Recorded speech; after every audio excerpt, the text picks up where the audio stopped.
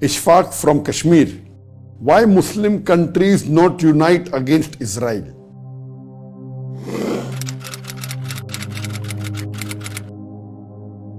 The 15-point action plan for the Muslim Ummah in relation to Palestine.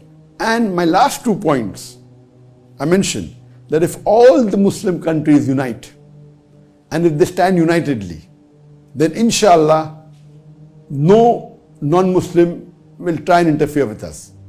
And how the non-Muslims have a NATO, North Atlantic Alliance, North Atlantic Treaty Organization, NATO, where there are about 31 countries are member, and according to their treaty, if anyone attacks any one of the 31 countries, it is as though you have attacked all the 31 countries. So if all the Muslim majority countries, and if they made MECTO, Muslim Alliance Treaty Organization, and if you have the same rule, that if you attack any one of the 57 countries, it is as though you have attacked all the countries, then we will not have the problem what we are having today regarding the genocide that Israel is doing in Palestine.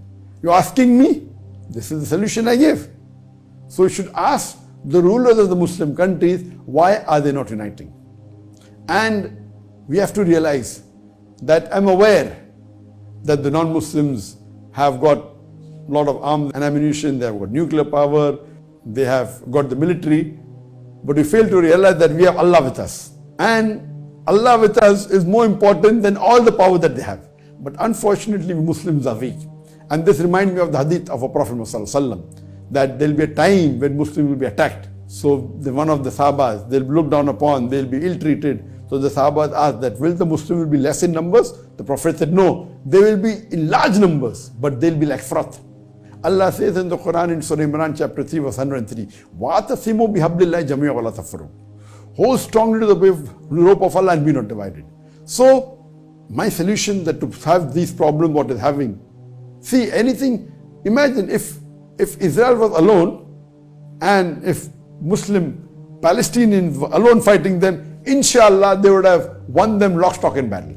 Even though they are very weak, they are less equipped. But if it's a war only between Israel and Palestine, I'm sure that the Muslims, even if they are less equipped, even if they have lesser army, lesser equipment, yet according to me, they will win them lock, stock and barrel. But you have the huge superpowers in the world, America supporting them. You have UK supporting them. And what are the Muslim countries doing? Nothing. It's a shame on us that imagine all the superpowers are gathering together and they're attacking a Muslim country who gave refuge to the Jews, inviting them to stay, and now they're kicking them out of the house, and these people who are terrorists are now calling the Muslim Palestinians as terrorists. And what are we doing? Nothing. So we Muslims should unite. If we want to do alliance, surely the Muslim countries get together and do alliance with Russia or with China. If Muslim countries join hands with Russia and China and then make an alliance, I am sure none of these non-Muslim countries like USA, like UK, like France, they have history. UK has a history, and France and Germany, they have a history that they ruled about 2/3 of the world. We should join hands, make alliance with countries like Russia, like country like China, and have an alliance. Allah has given us the black gold. We have control of the petrol. So if the Muslim countries get together, and we know the major oil producing countries are Muslim, and oil is required even for weaponry, even for fighting. If all the Muslim countries get together, Allah has given us the resources. Palm oil, 90% of the palm oil is with Indonesia and Malaysia. 60% Indonesia, 30% Malaysia. So all the resources Allah has given us, if we have alliance of the Muslim countries for trade, for business, for military, like if they have the Interpol, international police, we should have the Islamic police. Why should we be dependent on them? So if we collaborate and join hands together, not to bully others, they are doing it to bully others. They go and kill tens of thousands of Muslims in Afghanistan, in Iraq, now in Palestine. What are we doing? If we join hands together and unite on the basis of Quran and Sahih Hadith As Allah says, وَاعْتَصِمُوا بِحَبْلِ اللَّهِ جَمِيعًا وَلَا تَفَرَّقُوا in Surah Imran chapter 3 verse 103. All the Muslims hold strongly to the rope of Allah and be not divided. Hold strongly to the Quran and say Hadith. So inshallah, I feel this is the only solution.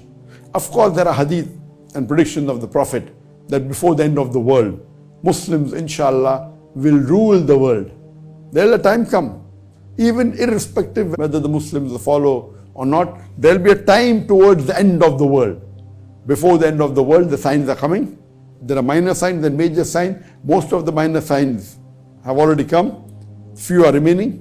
But before the end of the world, according to Sahih Hadith, the Muslims will rule the world for 7 years. For 7 years, there will be peace and prosperity in the full world, where Muslims will rule the world as per the Quran and Sunnah.